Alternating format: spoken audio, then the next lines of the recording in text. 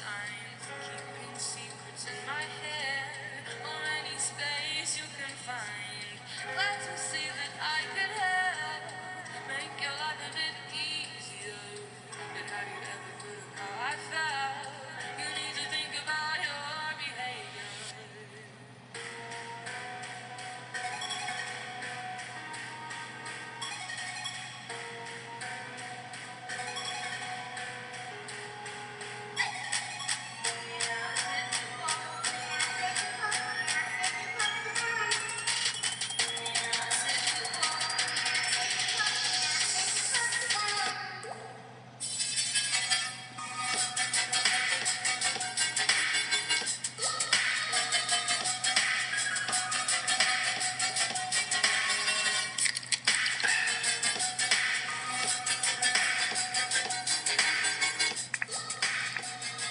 Yes, indeed, boys and girls. It is a Wednesday evening here, almost a little after 10:30. Whether it's Butch on Sports, and yes, I am simply Butch. Help me. Yes, indeed, help me on yes, a Wednesday evening here, doing some sports news that you can't get enough of. And boys and girls, I'm glad that you're with me. Tell a friend about Butch on Sports. Yes, go to Facebook and get on Butch on Sports. You definitely won't be able to get enough of it. Well, let's start on off with some goodies that throughout the day that we got sports news of. First and foremost, let me wish everyone a belated, if you didn't hear from me before, a very happy holidays there. Hopefully your holidays were merry as mine here, and they were very merry indeed. Great Christmas, great family, friends, and loved ones, and the list goes on and on and on. I thank you all, and hopefully you had a great one there. The Detroit Lions, in the meanwhile, they're back in the grind today at in Allen Park. Of course, I'm going to let you know that they signed wide receiver Brian Brown to the practice squad. Brown returned to the Lions after spending a portion of the training camp with the team. He originally entered the NFL through the Dallas Cowboys in 2017 as an undrafted rookie out of Richmond. The Lions will return to practice, which they did today on the Wednesday, for the Week 17 and the final match against the season against the Green Bay Packers in Green Bay on the 30th at Lambeau Field. I had to listen to head coach, so I'll just paraphrase what he said during his press conference. How the team is approaching the schedule this week due to the holidays. Obviously, tomorrow's a big day for a lot of people. We want to make sure that they were able to give a chance to see their families and friends like that. And I definitely plan to see that I have all the players have a day off and be back in Wednesday for a normal week. Of course, Tuesday's their regular day off, which is Christmas anyway, so what I want to say here. We do things in this building, like treating and things like that. So, guys are around. They just no real organizational meeting, just there in the standpoint of planning purposes for the coaches. It gives us a little bit more time to get ahead so that we can see our families for the holidays. And that was the statement he gave on late Monday night before they had their day off on Tuesday and back on the field on Wednesday.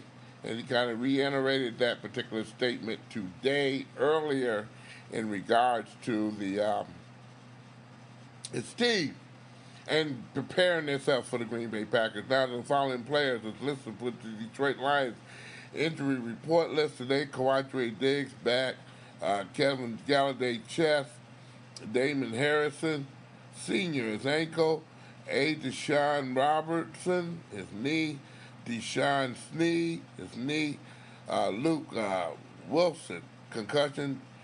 They all did not practice. Okay. Now, the ones who did have some participation, Jamal Agnew, LeGarrette Blount. They was in limited practice. Matthew Stafford is back. He participated in full practice. What a hero. What a hero indeed. Lions, last game of the season in Green Bay, Lambeau Field. And I understand this weekend it's going to be some beautiful weather as far as snow and goodies all ready for the Lions on that last particular day. Hope they enjoy themselves. George Blaha. It's odd that we, start our next story on George Blaha. Nothing's wrong with him, boys and girls. He will miss the next 4 games around the holidays for preparation and the travel to cover the Michigan State football Spartans when they square off against the Oregon Ducks at the Red Box Bowl Monday, December 31st in Santa Clara, California. He said, my two sports loves are calling the game for Detroit Pistons and Michigan State football, said Blaha, who was inducted to the Hall of Fame in 2018. He said, appreciate the Pistons brass for allowing me to take the time over the holidays to prepare and support a festivity surrounding a Michigan State bowl game, traveling to the West Coast, taking this time to ensure that my best for both of these great organizations. That was George Blaha said. Matt Shepard will fill in for Blaha for the Pistons, by the way, if you just wanted to know that particular. Now, speaking of the Pistons, the upcoming game was tonight against the Washington Wizards. And it was justifiable enough to say, what's the deal? Well, the Pistons did play tonight. Yes, they did. They did play tonight. And Andre Drummond and also Blake Griffin. They'll pull the Pistons away to the Wizards. They beat them 106-95. Finally, the Pistons came out in the third quarter and laid a mental whooping on the Washington Wizards in their 106-95 victory at Little Caesars Arena. They opened up the third quarter with a 23-2 run. That's led as much as 22 points in the third quarter. And that was the old ball game at that point in time. Wizards did try to get back into the game, made a significant climbs, but again, the lead was just so much overwhelming that they didn't catch up. And again, the Pistons lose. Pistons did not have a very good game at what I looked at here. A very lucky game. I spoke Sunday that Blake Griffin's numbers and also Andre Drummond's numbers as far as time on the court is a wee bit too much. Then that goes on for the starters. Definitely. 30-something odd minutes in a game. And we're talking about 37, 39 minutes in a 48-minute game for starters. You got to be Superman or Super Chump. Or you there's no one else who wants to play their roles. I picked the third one.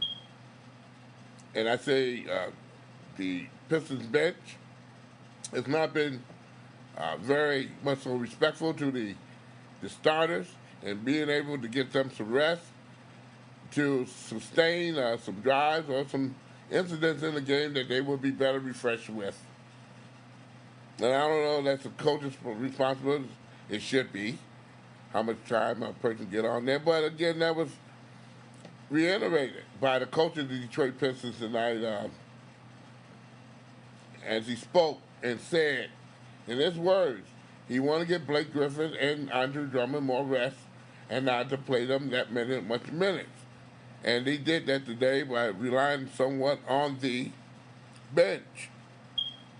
Well, the bench did come on out there and do some business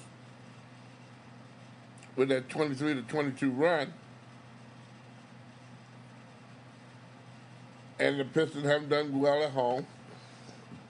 Losing the last 4 or 5. Blake Griffin, 23 points, 9 rebounds, 6 assists. Langston Galloway supplied some power for the Pistons off the bench, 22 points. Reggie Jackson added 19.6 assists. I still say Reggie Jackson's assist total need to be higher. way higher. He's too good of a player. But his methodical way of bringing the ball up and looking for that perfect moment, well, he'll get better at it. Hopefully one day he'll get better at it. He'll get better at it indeed. Pistons win tonight. They'll take some time off Friday night, Indianapolis. They'll play the Pacers. I spoke of George Blaha going to be away for the Pistons due to the fact he's covering the Michigan State game for the bowl over on radio. Of course, the University of Oregon today, and I won't mention, I'm a grad of the University of Oregon. So there. Quarterback Justin Herbert, he announced Wednesday that he would not be playing in the team. He would not only be playing in the team's bowl game against Michigan State, but he'll also be returning for his senior year in 2019. Herbert, a junior, was widely believed that he was one of the top quarterback prospects for this year's NFL draft. Decided to stay in school for another year and complete his senior year. I think that's a good doggone deal. Hopefully, no consequences that hold him back. Well, given that he's a very great quarterback, a good quarterback for Oregon. Oregon don't have the talent they have had in the past, especially when it comes down to running and defensive back receivers.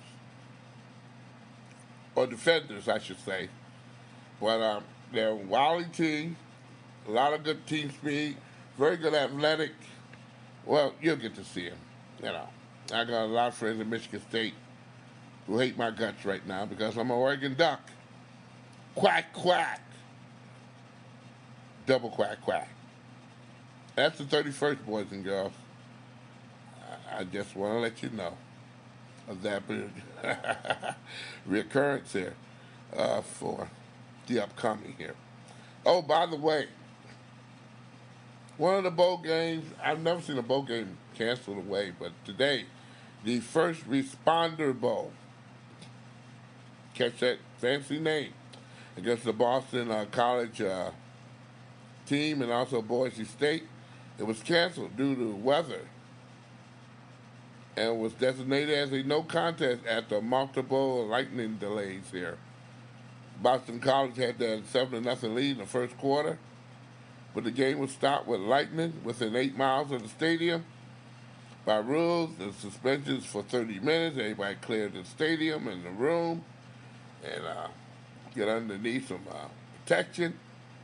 But it kept coming, it kept coming, it kept coming, and rather than have a team sit in the locker room for 5 or 6 minutes, or 5 or 6 hours, I should say, they canceled the game, which is, for safety, nothing like it. The First Responders Bowl.